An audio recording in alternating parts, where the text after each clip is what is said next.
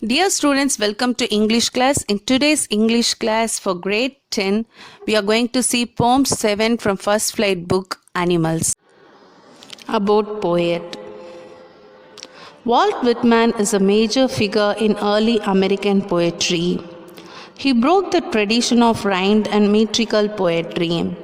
He was famous for writing a revolutionary new kind of poetry, which was in free verse.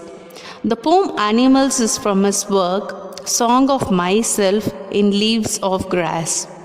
Walt Whitman has shown the comparison between human beings and animals in his poem. He has pointed out the evils present inside the human brain which he thinks animals don't have. That is why he thinks that animals are much better than human beings. Now let's move on to the poem. I think I could turn and live with animals they are, so placid and self-contained. I stand and look at them long and long. I think I could turn and live with animals they are, so placid and self-contained. I stand and look at them long and long. The word placid means calm, peaceful. The word placid means calm, peaceful. Contained, keep up control. Contained, keep up control. So the word here, I, refers to the poet. I refers to the poet. Here the poet is Walt Whitman. So here in this poem, the poet has expressed his view about animals. And the poet says that he wants to live in the world of animals. We can say that the poet finds the world of animals better than that of human beings. He further says that he finds animals more peaceful than humans.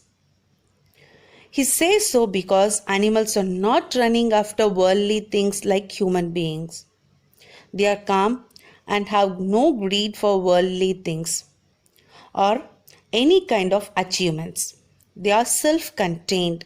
Containments keep up control. So they are controlled, and it means that they are happy with life and they never interfere in the life of others. Humans have the habit of interfering in the life of others. So, poet thinks that animals are better than humans for being calm and not interfering in the matters of others.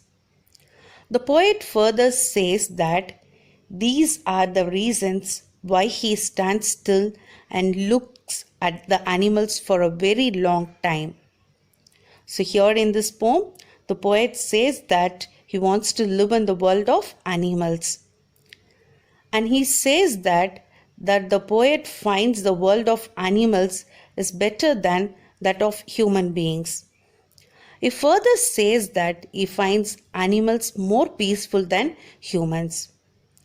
He says so because animals are not running after worldly things like human beings. They are calm and have no greed for worldly things or any kind of achievements. They are self-contained, means they are happy with life and never interfere in the life of others. Humans have the habit of interfering in the lives of others. So, the poet thinks that animals are better than humans for being calm and not interfering in the matters of others. The poet further says that these are the reasons why he stands still and look at the animals for a very long time. So now let's move on to the literary devices. So here in this first line you could see the word I is repeated here. So it is assonance, use of vowel sound. I think I could live with animals. So here the word I is repeated here, repetition of vowel sound. So it is assonance. Then you could see the two consecutive lines starts with I.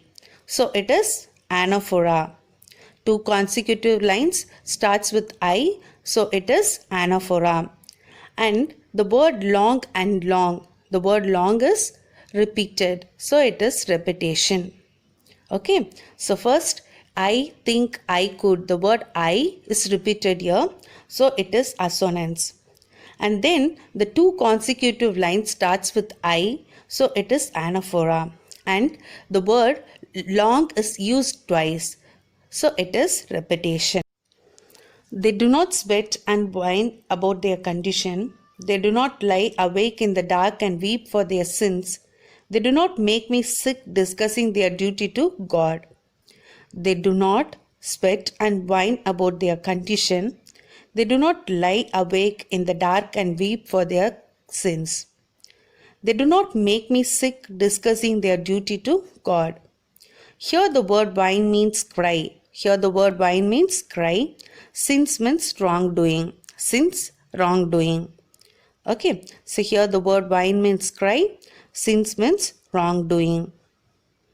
In the before lines, the poet says that he wants to live in the world of animals and he finds the world of animals is better than human beings.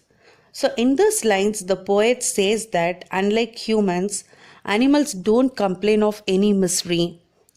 They never cry out loud like humans do to show what they have lost.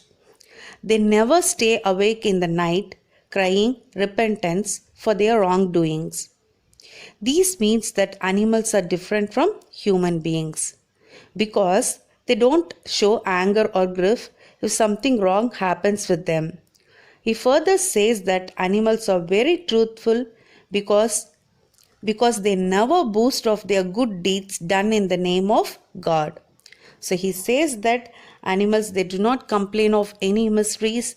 They never cry out loud like human beings do to show what they have lost.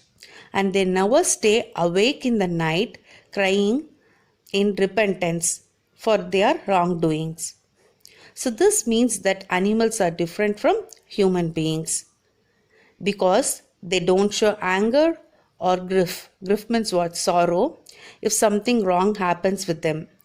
He further says, the poet further he says that animals are very truthful because they never boast of their good deeds done in the name of God. Now let's move on to the literary device. So you could see the consecutive lines. First three lines of this stanza, it starts with they do not. They do not. So it is anaphora. And one more poetic device is used here, that is metaphor. So sweet and wine, here it refers to what? Cry and cries and complaints of human being. Okay, so it is metaphor.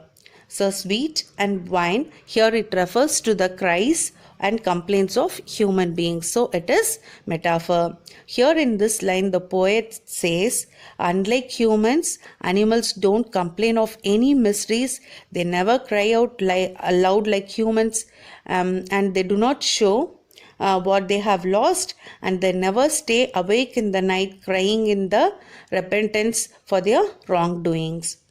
This means that animals are different from human beings and they don't show their anger or grief and if something wrong happens with them. And he further says that animals are very truthful because they never boast of their good deeds done in the name of God. Not one is dissatisfied, not one is demented with the mania of owning things. Not one is dissatisfied, not one is demented with the mania of owning things. The word demented means mad or disturbed. Demented means mad or disturbed. Here, the poet says that most of the human beings do this. What do the human beings do? They try to show their good deeds and religiousness to others. They do so in order to gain popularity among their fellows. So the poet thinks that animals never irritate him by doing such things, just to gain some praise from their fellow people. He feels that the animals are not dissatisfied like humans. They stay happy with whatever they have. They never run behind the worldly things. They never try to possess things of comfort or luxury. And he says that none of them is mad behind owning the worldly things. So here in this line, the poet says most of the human beings do this. What do? They try to show their good deeds and religiousness to others. They do so in order to gain popularity among their fellows. So the poet thinks that animals never irritate him by doing such things just to gain some praise from their fellow people. He feels that animals are not dissatisfied like humans. They stay happy with whatever they have. They never run behind worldly things. They never try to possess things of comfort or luxury. He says that none of them is mad behind owning the worldly things. Not one kneels to another, nor to his kind that lived thousands of years ago. Not one is respectable or unhappy over the whole earth. So they show their relation to me and I accept them. Not one kneels to another, not to his kind that lived thousands of years ago. Not one is respectable or unhappy over the whole earth. So they show their relation to me and I accept them. Here, the word kneels means bowing down. So here in this lines, the poet says that he has never seen an animal showing his devotion to anyone by bowing down in front of the person. They never do so even for their ancestors. They do not show devotion towards God like humans do. No one among them is more respectable or important as we have in human society. In human beings, rich people are generally given more importance and are treated with more respect as compared to the poor. But in the society of animals, they never do so. They never give more or less importance to any other animal. Everyone in the animal world is happy. They are not like human beings who find themselves the happiest or the saddest person on earth. So here in this line, the poet says that he has never seen an animal showing his devotion to anyone by bowing down in front of the person. And they have never do so even for their ancestors. They do not show devotion towards God like humans do.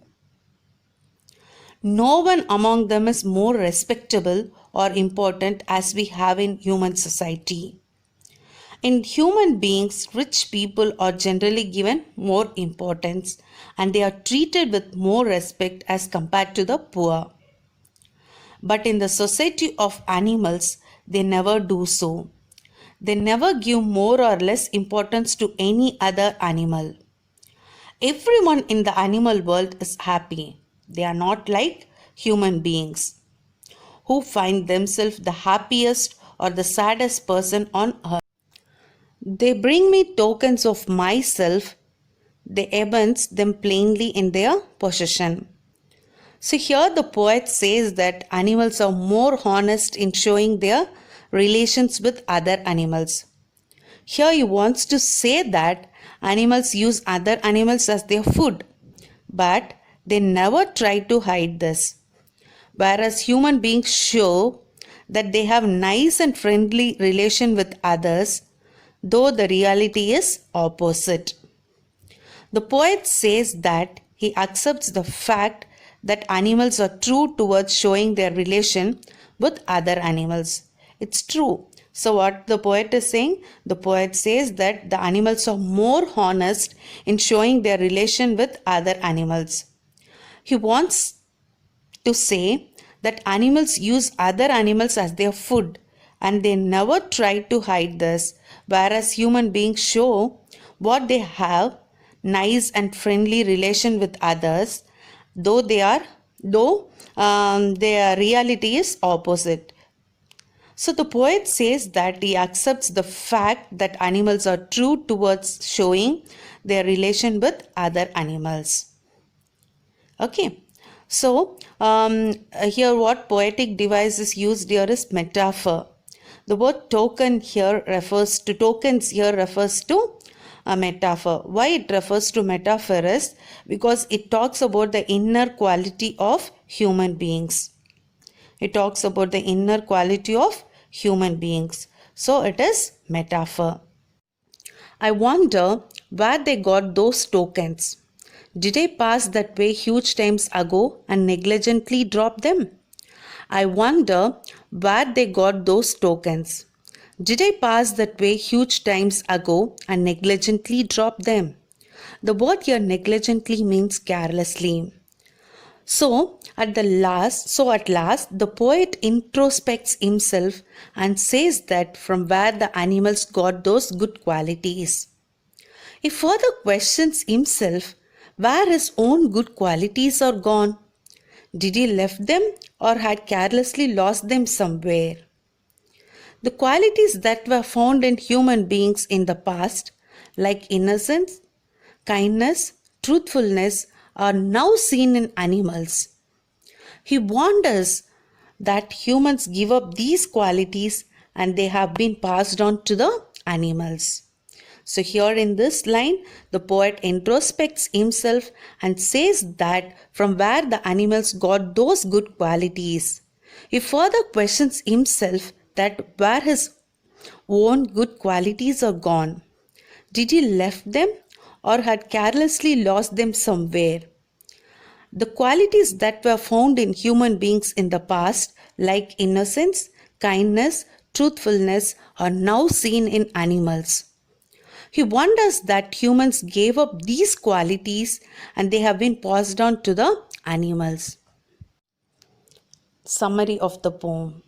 So this poem is written by Walt Whitman, and in this poem the poet says that he wants to live in the world of animals.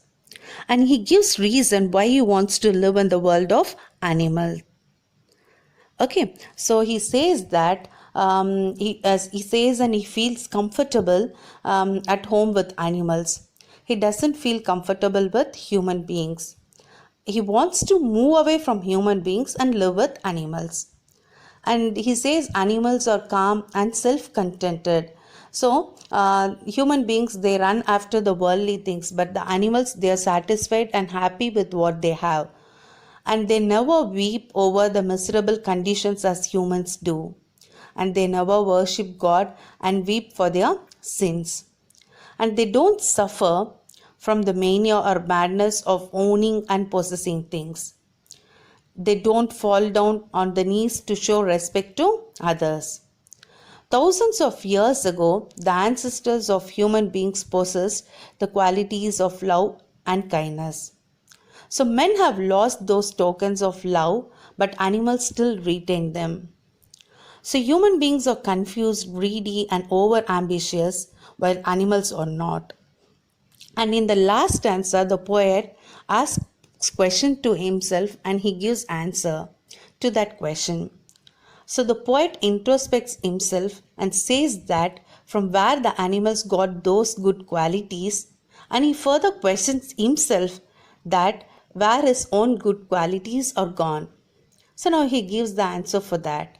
Did he left them or had carelessly lost them somewhere?